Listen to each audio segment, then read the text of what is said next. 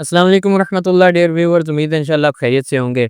आज की वीडियो में हम बात करेंगे कि आप उम्रा के पैकेज को किस तरह से सस्ता बना सकते हैं। पिछली वीडियो में हमने जिक्र किया था कि उम्रा पैकेज के अलावा जो एक्सपेंसेस होते हैं, खाने के, गिफ्ट्स के, ज़ियारतों के, वो आप कितने लेके साथ जाने चाहिए। काफ़ी लोग सवाल पूछते हैं कि हम पैकेज हो गया, अब साथ कितने लेके जाएँ। तो वो उस वीडियो में बताया, वो भी ज़रूर जाके देखें। ये उसका लिंक भी आ रहा है, यहाँ पे आप क्लिक करके देख सकते हैं। आज की इस वीडियो में हम बात करेंगे कि आप पैकेज कैसे सस्ता बना सकते हैं। तो अक्सर ये होता है कि हम वहाँ पे लोगों से सलाम दुआ करते हैं, तो हमें पता चलता है कि ये भी 21 दिन के लिए हैं, हम भी 21 दिन के लिए हैं, लेकिन इनका पैकेज हमसे 20-25 हज़ार रुपये सस्ता है। ये कैसे? तो वो स्ट्रैटेजी आज डिस्कस करेंगे, वो क्या स्ट्रैटेजी अपनाते हैं और हम क्या गलतियाँ करते हैं, क्या गलतियाँ नहीं करनी चाहिए, इस वीडियो में बात करेंगे। आगे बढ़ने से पहले रिक्वेस्ट है, चैनल को लाजमी सब्सक्राइब करके वीडियो को लाइक करें ताकि ये खुद ही दूसरों तक पहुँचे।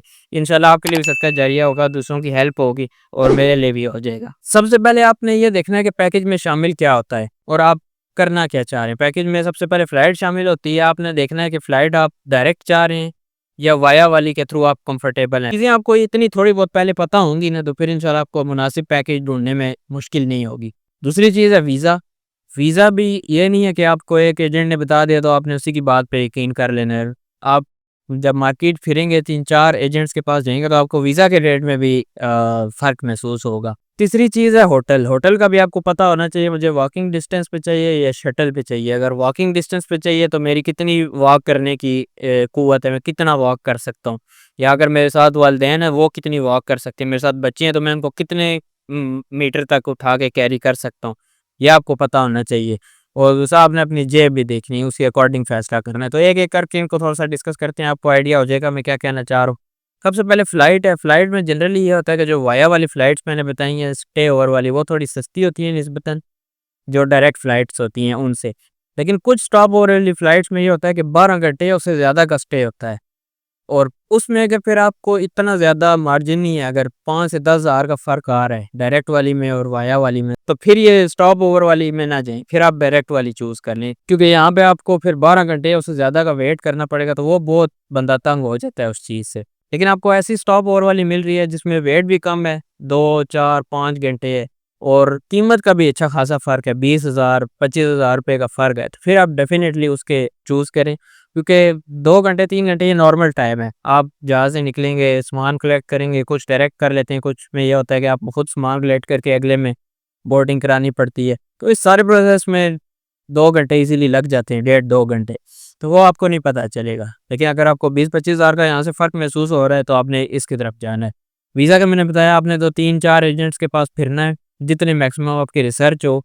आपने जनरली कॉल्स करें, विज़िट करें ऑफ़िसेज़, उनसे पूछें वीज़ा का क्या रेट है, जहाँ से आपको मुनासिब मिल रहा है आप वहीं से लें। तीसरी चीज़ है होटल। मैंने बताया होटल का आपको पता होना चाहिए, मैंने वॉकिंग पे लेना है। अगर वॉकिंग पे लेना है तो बिल्कुल पास वाले लेने हैं जो कि बहुत महँगे हैं, इतनी इस्तिताअत है। अगर नहीं तो थोड़े पीछे वाले लेने हैं, 700-800 मीटर वाले या 1 किलोमीटर या उससे ज़्यादा वाले, या फिर मैंने शटल की तरफ जाना है। तो वॉकिंग वालों का मैं आपको आइडिया दे देता हूँ, जो बिल्कुल पास हैं 200-300 मीटर या उससे कम, वो बहुत महँगे हैं। वहाँ पे आपको कम से कम 200-250 रियाल पर नाइट कमरा मिल रहा होगा। और जब भी उससे थोड़ा-सा पीछे आ जाएँ किलोमीटर और 300 मीटर की रेंज के अंदर जो है, उसमें आपको 80 से लेकर 200 रियाल की रेंज में मिल जाएँगे।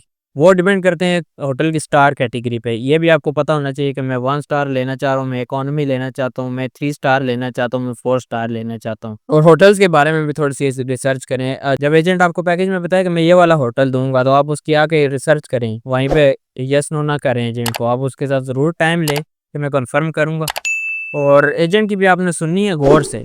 ऐसा ना हो कि आप एजेंट आपको बता रहा हो कि इन डेट्स में अवेलेबिलिटी नहीं है, अगली डेट्स में आपको सस्ता मिल सकता है, तो आप कहें नहीं जी मैंने तो इसी तारीख को जाना है। फ़र्ज़ करें आपका 13 को जाने का इरादा है, लेकिन एजेंट आपको कहता है कि 16 को सस्ता पड़ेगा, तो आप कहें नहीं जी मैंने 13 को ही जाना है। तो थोड़ी-सी फ्लेक्सिबिलिटी भी आपने अपने अंदर रखनी है डेट्स के अकॉर्डिंग। ओके, वापस चलते हैं होटल वाली तरफ। फिर अगर आप चले जाते हैं शटल सर्विसेज़ वाले होटल की तरफ, तो उसमें भी कुछ होटल स्टार कैटेगरी की हैं, 4-5 स्टार, और कुछ इकोनॉमी की। और उसमें फिर ये सबसे बड़ा मसला आता है कि शटल बस उतारती कहाँ पे है। शटल में हमारे पास वोको होटल है, ये एजियाद साइड पे उतारता है। एम मिलेनियम है, ये क्लॉक टावर की बेसमेंट में उतारता है। आजकल एम मिलेनियम के अलावा कोई होटल नहीं है जिसकी बस क्लॉक टावर की बेसमेंट में उतारे, और वो सबसे पास होता है। इवन वोको का मैंने आपको बताया जियाद साइड पे उतारेगी, वहाँ से आते-आते 10-15 मिनट की वॉक है। तो इतने में आप वॉकिंग डिस्टेंस पे होटल ले सकते हैं। ठीक हो गया, तो इस किस्म की रिसर्च आपने करनी है। लेकिन अगर आपको वॉकिंग डिस्टेंस वाला जो 10-15 मिनट पे है, जो कि 600-700 मीटर बनता है, वो उसकी निस्बत वोको में अच्छा मिल रहा है या किसी और होटल में जिसकी शटल वहाँ पे उतारती है, तो फिर आप ज़रूर उसकी तरफ जाएँ, क्योंकि ये जो 600-700 पे है, इसका इतना स्टैंडर्ड नहीं होगा जितना वोको का है, क्योंकि वोको 5 स्टार होटल है। उस तरह देखा जाए तो वोको यहाँ पे 2-3 स्टार के रेट में मिल रहा हो, तो बात समझ आ रही है। जबकि एक और फेमस होटल है किस्वा टावर, वो बहुत सस्ता है, वहाँ पे 80 रियाल पर नाइट तक रूम मिल जाता है, 70-80। लेकिन उसका ये मसला है कि उसकी जो बस शटल उतारती है ना, वो मरवा से उधर ऑपोजिट साइड पे उतारती है, तो वहाँ से 15 से 20 मिनट की वॉक है। ये भी आपने ज़हन में रखना है कि मैं जिस बस का लेना चाह रहा हूँ उसकी शटल उतारती कहाँ पर है। तो एजेंट के सामने आपने ये चीज़ें रखनी है कि मैं इतने दिन के लिए जा रहा हूँ, मुझे इस कैटेगरी के होटल चाहिए, मैं इन डेट्स में जा सकता हूँ। फ्लेक्सिबिलिटी आप उसको दिखाएं, 2-3 दिन ऊपर नीचे हो सकते हैं। मुझे इतने बंदों के लिए पैकेज चाहिए, मैं ग्रुप पैकेज लेना चाह रहा हूँ या मैं इंडिविजुअल पैकेज लेना चाह रहा हूँ, ये भी बहुत इंपॉर्टेंट बात है। ग्रुप पैकेज में आपको पता है कि ग्रुप के शेप में जाते हैं, वो थोड़ा सा सस्ता होता है, लेकिन ग्रुप के साथ आपको रहना होता है।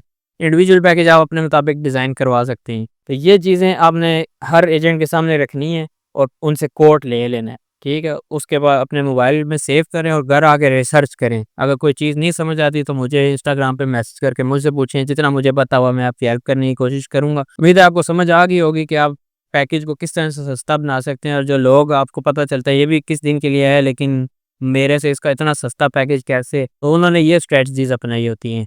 वो ये सारी डिमांड्स मुख्तलिफ एजेंट्स के सामने रखते हैं, जिससे मुनासिब मिल रहा हो उसकी रिसर्च करके। ऐसा नहीं है कि 4 एजेंट्स 5 में से वो आपको 2 लाख पैकेज दे रहे हैं, बीच में से एक एजेंट आपको 1,70,000 दे रहे हैं, फिर दाल में ज़रूर कुछ काला हो सकता है, क्योंकि बाकियों से वो हट के तो आपको इतना सस्ता दे रहा है। तो आपने उसकी तहकीक ज़रूर करनी है कि कितना अरसा हो गया इसको दुकान खोले, उसके रिव्यूज़ देखने हैं एजेंट के।